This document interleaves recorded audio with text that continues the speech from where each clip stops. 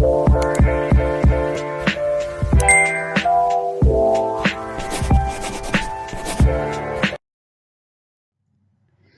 grade 10 learners, have a nice day. Welcome back to my channel.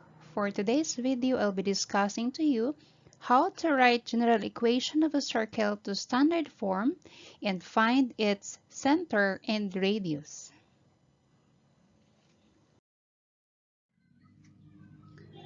Okay, before we go on, let us try to familiarize first with the general equation of a circle. The general equation of a circle is x squared plus y squared plus dx plus ey plus f is equal to 0, where d, e, and f are real numbers. In my previous video, I have already discussed to you what the standard form of the equation of the circle.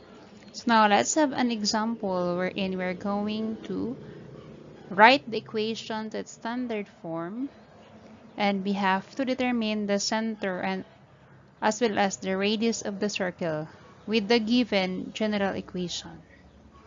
So number 1, we have x squared plus y squared minus 25 is equal to 0. Okay, first, we have to transpose negative 25 to the right side of the equation. So, the resulting equation now is x squared plus y squared is equal to 25. This type of equation is an equation of a circle in standard form where the center is at the origin. So we have now standard form of our equation of a circle. We can also write 25 as 5 squared exponential form, so we can easily determine the radius. So now we can determine the center. So we have x squared plus y squared, so it means that the center is equal to 0. I have discussed that one to you in my previous video. So the value of h is at 0 and the value of k is at 0, so meaning to say the center is at the origin, 0, 0. And for our radius, we have here 5, the base of 5 square, or we'll have to get the square root of 25. Get the positive square root of 25, and that is equal to 5. Or if you express that in exponential form, just copy the base 5. Okay, so we have now the center and the radius. Now let's have example number 2. The given equation is x squared plus y squared plus 6x minus 10y plus 18 is equal to 0. So the given equation, if you have observed, all the terms on the left side are complete. So this is an equation where the center is at hk. We can easily determine if it's at the origin because the terms we have is only x squared, y squared, as well as the constant. But here we also have 6x as well as negative 10y. So for our solution, first we have to write beside terms that have common variable. So we have x squared, then 6x. Their common variables is x. Then we have y squared and negative 10y. Their common variable is y. This positive 18 will be transposed to the right side and it became negative 18. Now we will have to undergo completing the square. How are we going to complete the square? We have here x squared plus 6x. We have to consider the numerical coefficient of the linear term, which is 6 divided by 2 and raised to the power of 2. So 6 divided by 2, that is 3. And 3 squared is 9. Where did we get 2? Here in our denominator and 2 here as our exponent. Okay, that is constant. That is the process of completing the square. Divide the linear numerical coefficient by 2 and then raise to the power of 2. It is constant. So we have now 9. So this 9 will be added to x squared plus 6x. Okay. Since we add here 9, we have also to add negative 18 by 9. Okay, next, this one. We have also to complete the square. So y squared minus 10y. The numerical coefficient of the linear term is negative 10. Then this will be divided by 2 raised to the power of 2. And of course, we have quantity of negative 5 squared.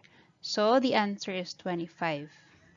And this 25 will be added to y squared minus 10y. So we have now trinomial. And do not forget, it will also be added to the right side of the equation. So we have a balanced equation.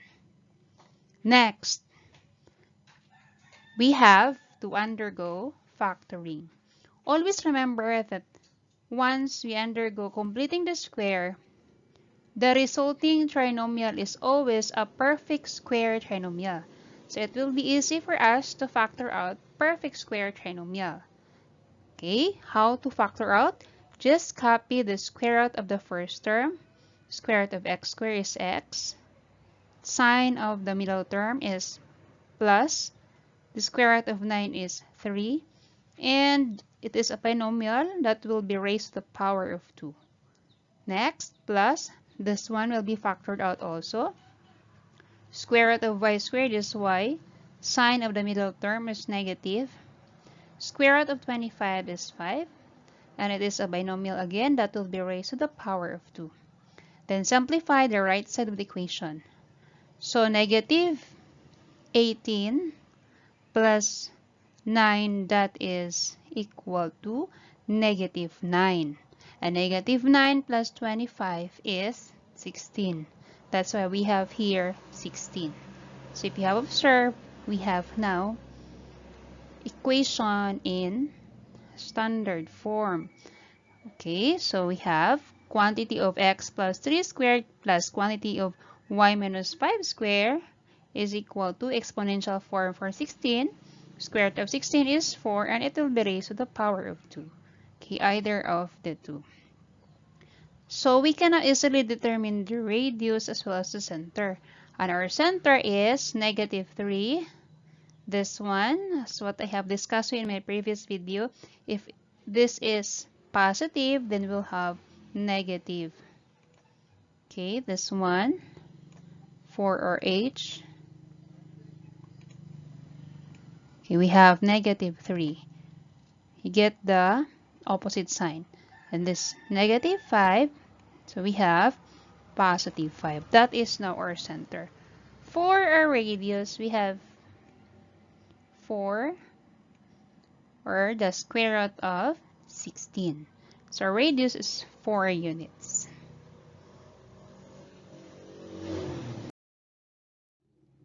Now let's have example number 3. So the given is x squared plus y squared minus 8x plus 20y minus 4 is equal to 0. So same with example number 2. We have to isolate negative 4 and transpose negative 4 to the right sides of the equation. So this became positive 4.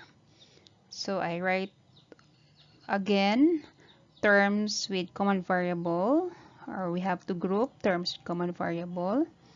We have x squared negative 8x, y squared plus 20y. Then, completing the square. So, negative 8 will be divided by 2 raised to the power of 2. So, negative 8 divided by 2, that is negative 4. Quantity of negative 4 squared. So, negative 4 times negative 4 is 16.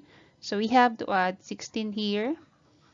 And do not forget to add also 16 on the right side of the equation. Next, for y squared plus 20y, the numerical coefficient of the linear term is 20, and this will be divided by 2 and raised to the power of 2. So 20 divided by 2 is 10, and 10 squared is 100. So we have to add here 100, and do not forget, we have also to add 100 on the right side of the equation. Next, we have to factor out.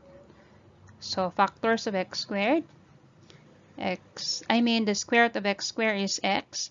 The sign of the middle term is negative. Square root of 16 is 4. It is a binomial raised to the power of 2. Plus quantity of square root of y squared is y. Sign of the middle term is plus.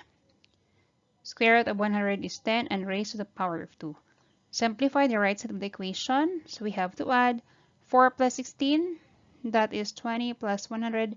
So we have here 120. We can also express this as quantity of x minus 4 squared plus quantity of y plus 10 squared is equal to quantity of 2 square root of 30 squared. This is now our standard form of the equation. So we can easily determine the center and the radius. So our center is 4. We have it here, negative 4. So opposite sign, positive 4. And here, positive 10. So we have negative 10. Okay.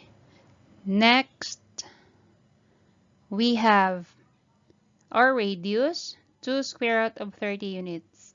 By the way, where did we get this one? So, square root of 120. So, square root of 120 factor out 120, where one of the factors is a perfect square. So, we have 4 times 30. Then, you get the square root of 4, which is 2. And 2 will be written outside the radical sign. So, we have now 2 square root of 30 as our radius.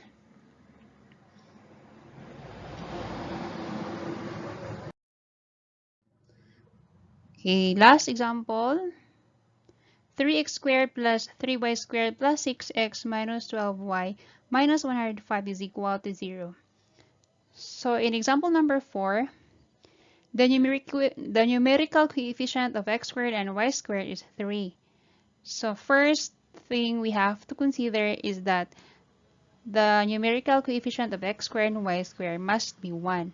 If it's not 1, so we have to divide it.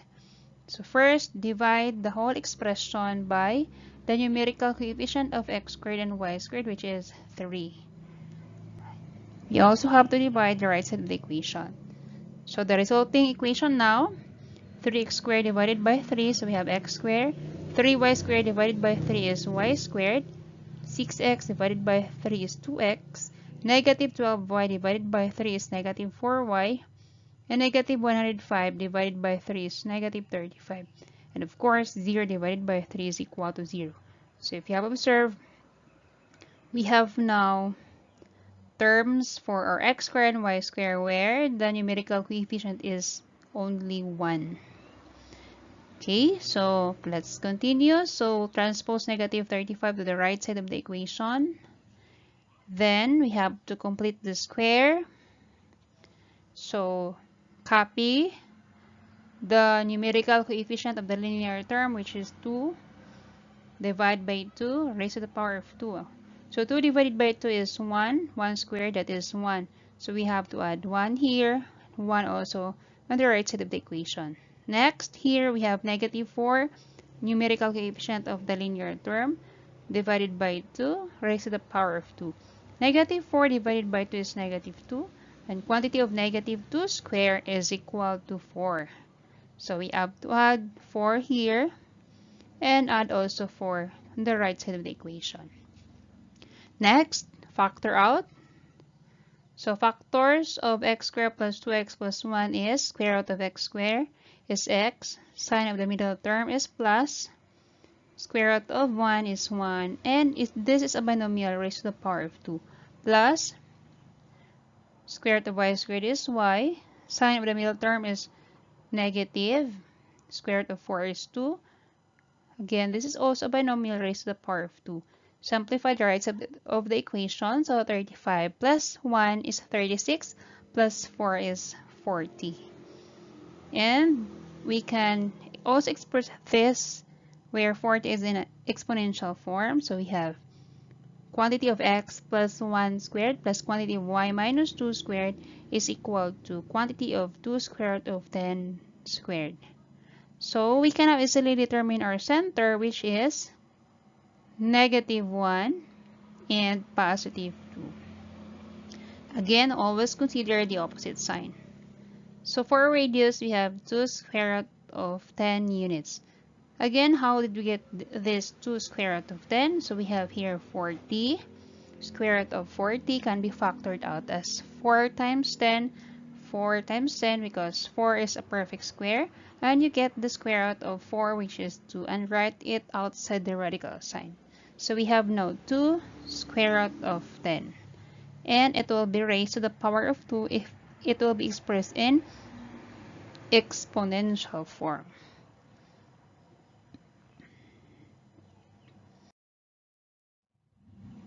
Thank you so much for watching, guys. Kindly like, and if you have questions regarding the video, kindly write it in the comment box. Kindly share to other students for them to learn or master the lesson. Please don't forget to subscribe to be updated for more math lesson videos and turn on the bell for notifications. Before I end, let me share to one of the verses from the Bible. And we know that all things work together for good to them that love God, to them who are called according to his purpose. Romans 8, verse 28. That's all for today, and God bless you all.